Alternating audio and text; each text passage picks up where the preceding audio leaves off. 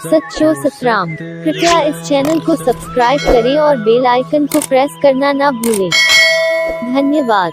सच्चो सतराम। तंहिंजे करे उन सच साईं चयो कंहिं चीज़ के बोझ न बढ़ायो दिमाग में, पंहिंजे दिमाग खे हल्को रखो, ख़ाली रखो। जे बोझ खणण सां उहे चीज़ जेका असांजो खाधो हुजे, असांजो पीतो हुजे, उहा ई बोझ बणिजी वेंदी आहे जेकॾहिं इहो को झले करे बीह रहूं। पर छॾे ॾियूं त असांखे सुकून ईंदो आहे, रखी छॾूं त बहितर महसूसु कंदा। साॻे नमूने असां ख़्यालनि खे बि जेकॾहिं रखी छॾूं, ॿाहिरि कढी छॾूं त असां सुकून में रहंदा आहियूं, शांती में रखंदा आहियूं। नेम, ध्यानु, सिमरन, चङाई, बहितरी, सम्झ, बुद्धि, अकल, मेमोरी पावर, सब कुछ सकारात्मक पॉजिटिव थी असांजे घर ईंदी वेंदी, असांजे दिमाग़ में ईंदी वेंदी। पर कंहिं ग़लति चीज़ खे पकड़े करे वेही रहियासीं त पोइ आस्ते आस्ते गंद जो टोकरो बढ़ाए छॾींदासीं। दिमाग़ न हूंदी पर डस्टबिन हूंदी, ऐं डस्टबिन जॾहिं बि ॾिसंदासीं त उनमें हमेशह बदबू ई निकिरंदी आहे, उनमें स्मेल ई ईंदी आहे। जिते वेहींदासीं वो ग़लति ॻाल्हाईंदासीं, गिलाई कंदासीं, वो स्मेल बॉक्स बणिजी वेंदासीं। तंहिंजे करे कॾहिं बि दिमाग़ खे डस्टबिन न पर फूल जी टोकरी बनाए छॾियो, गंद किचिरो ॿाहिरि उछलाए छॾियो।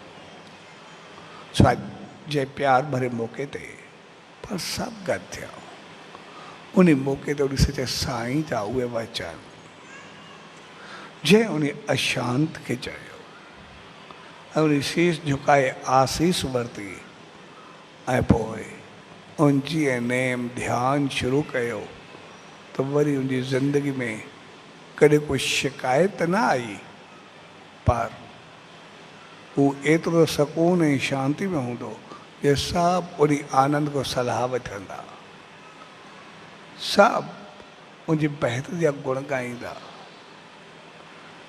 सभु उन को अञा चङे थियण जी तलक़ीन वठंदा। छाकाणि त शांत मन सां, सुकून सां हर कंहिंसां कंहिंजो बि को मसइलो हूंदो उनखे सलाह ॾींदो तो सभु कुझु सही थी वेंदो। तंहिंजे करे असां बि जॾहिं शांत मन थींदासीं, पंहिंजो पाण खे बि बहितर कंदासीं ऐं अञा ॿियनि खे बहितर कंदासीं। तंहिंजे करे असां पंहिंजे दिमाग़ खे कॾहिं बि दाइरे खां निकिरणु न ॾियूं, पर पंहिंजे दिलि जी पूजा घर बणाए छॾ